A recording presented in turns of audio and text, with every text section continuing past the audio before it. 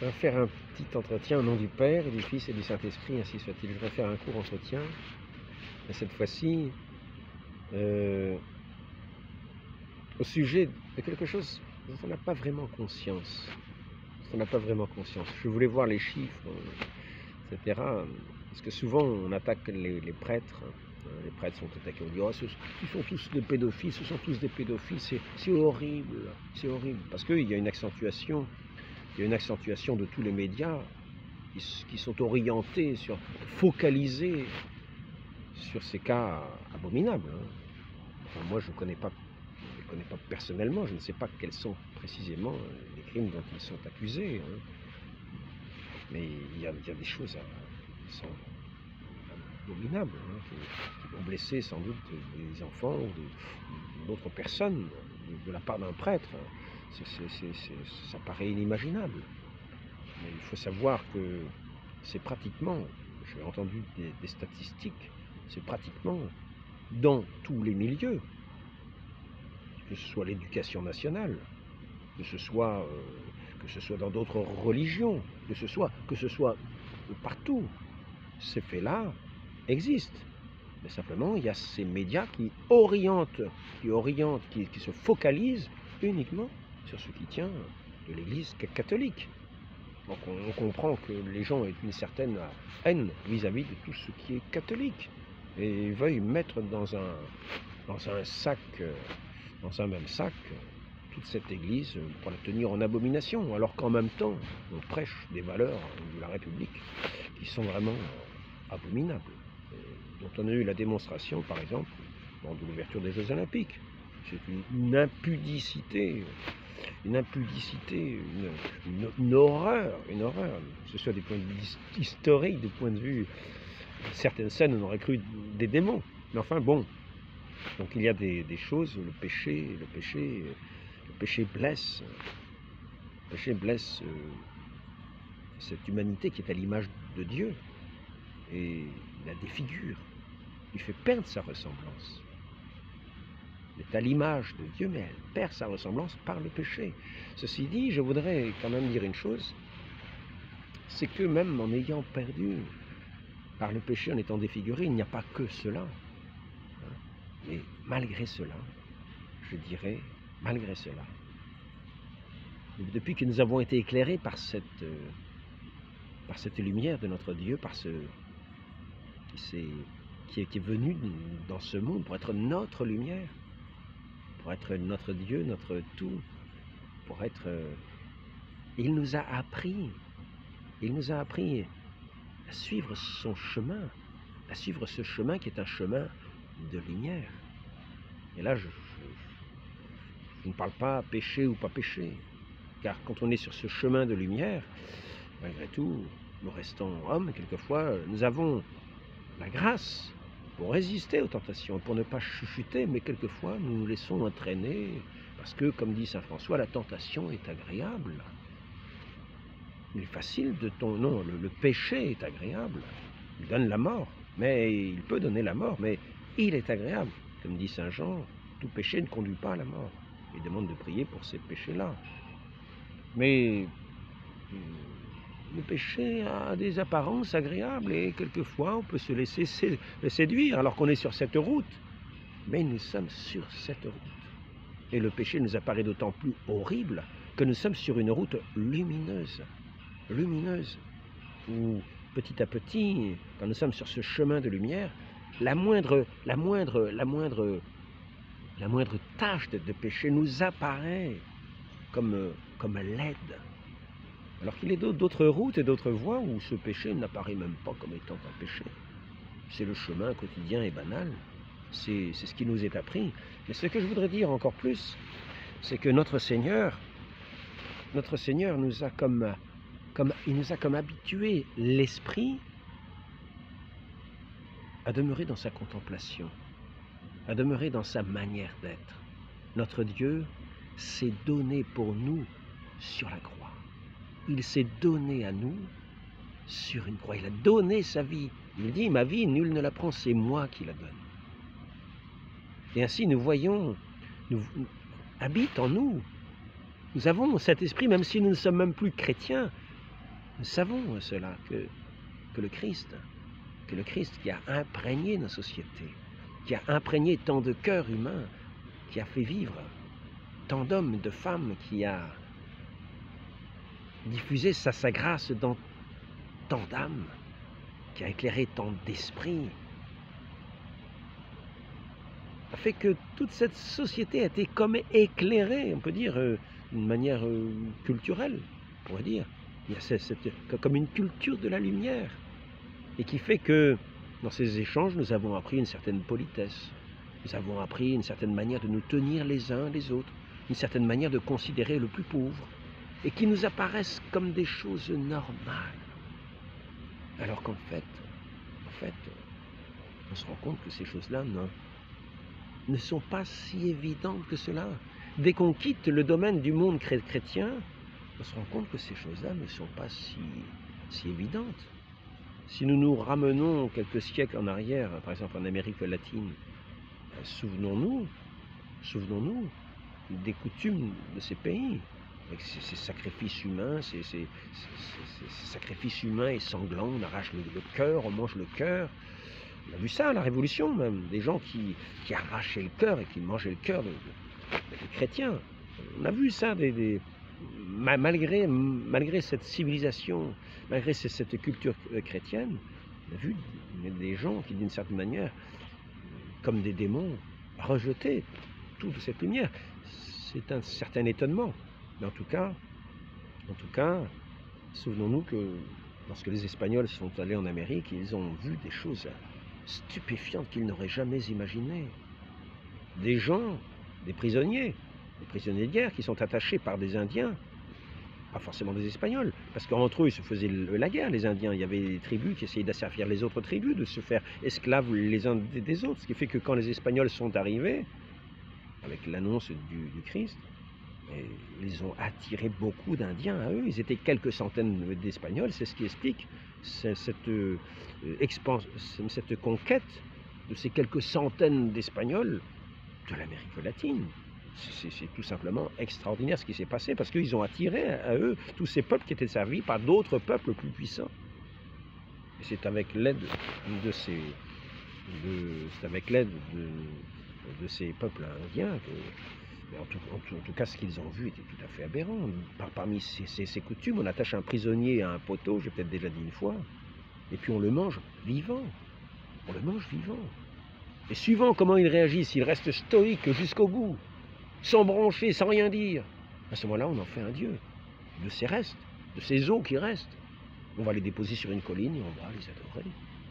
Et si par contre il a réagi, il a montré de grandes difficultés à se faire manger tout vif, à ce moment-là, c'est méprisable. On balance ça dans des déchets. Vous comprenez? Nous ne sommes pas dans la lumière du Christ. Nous ne sommes pas dans l'esprit du Christ.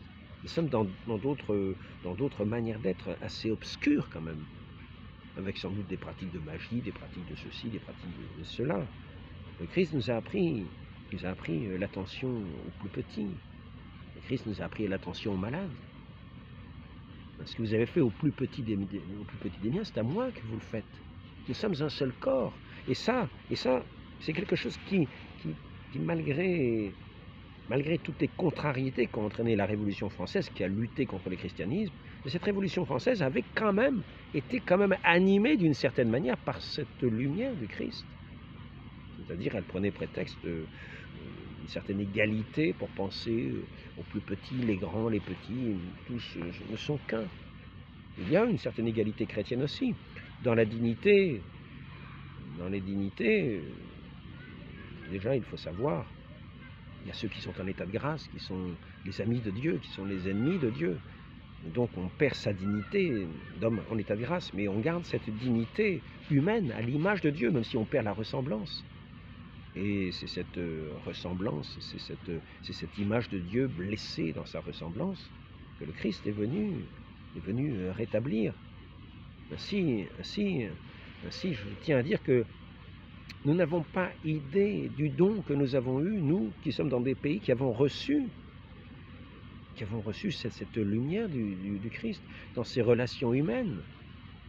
Nous n'avons pas le sens de mentir au prochain. c'est même condamné, mais de mentir à quel que soit le prochain, qu'il soit chrétien, qu'il soit pas chrétien,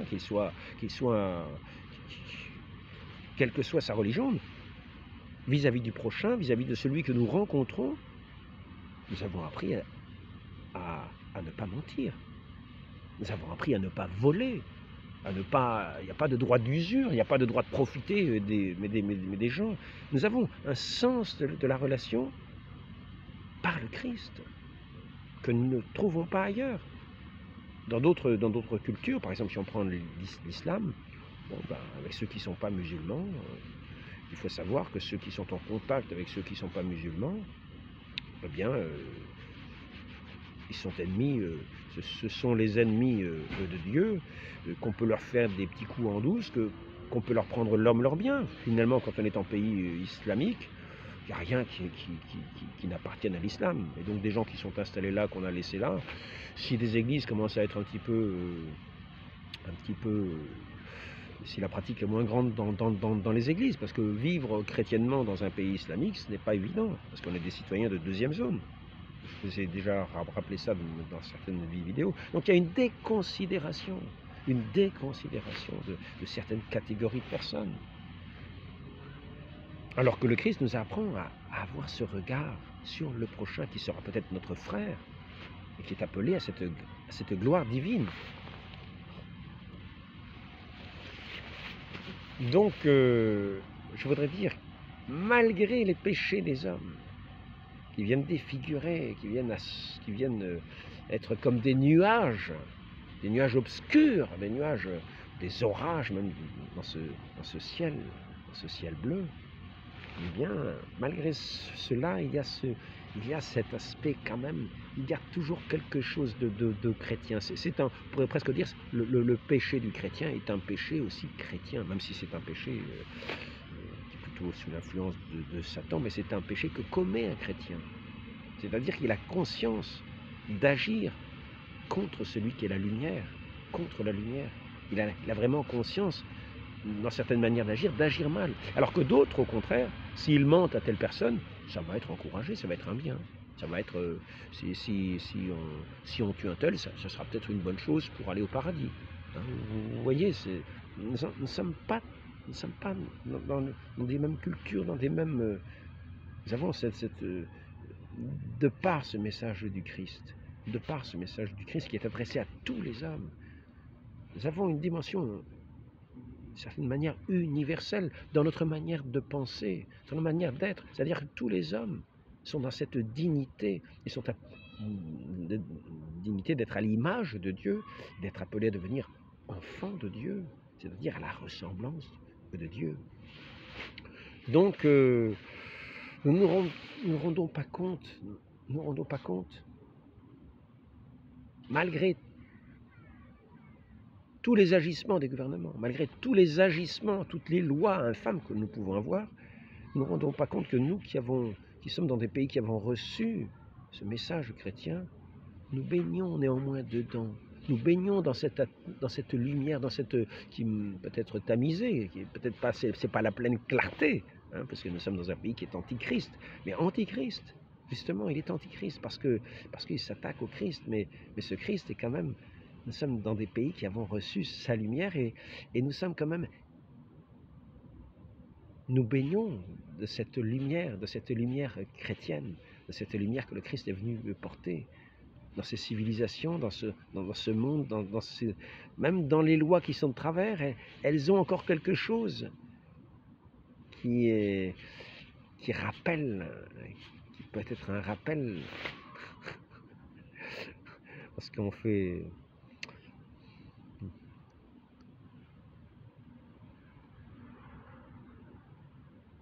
Donc, je voudrais dire qu'il faut... Nous avons cette grâce d'avoir ce regard-là, et c'est un don dont nous n'avons pas idée,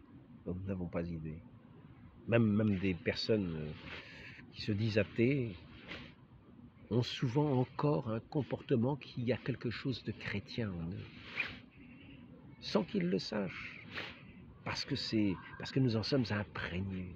Nous sommes imprégnés de cette manière d'être. Il y a des choses que nous trouvons scandaleuses que d'autres ne trouveront pas scandaleuses, au contraire.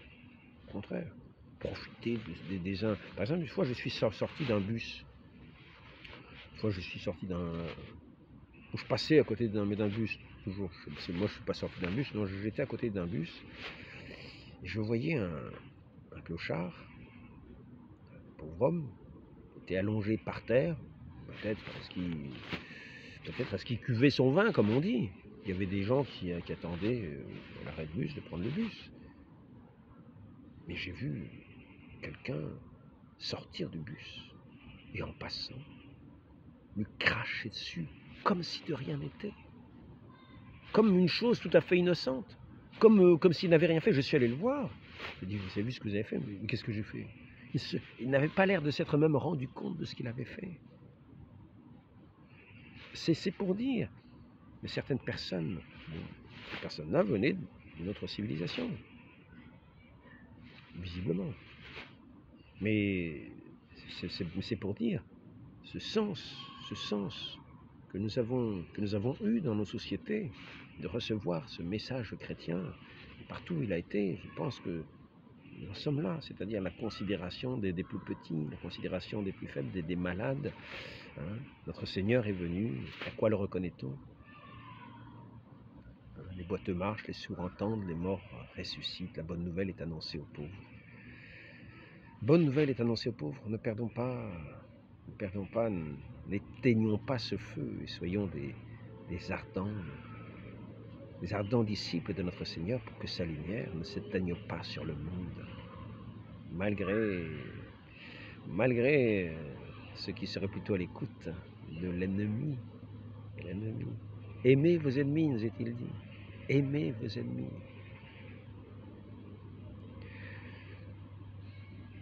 Très sainte Vierge Marie, accordez-nous de n'être pas seulement des images, des hommes à l'image de Dieu, des hommes et des femmes à l'image de Dieu, mais de vivre de sa grâce et d'être aussi à sa ressemblance, pour être dans ce monde. Comme dit notre Seigneur, la lumière du monde. Ainsi soit-il. Au nom du Père et du Fils et du Saint-Esprit, ainsi soit-il.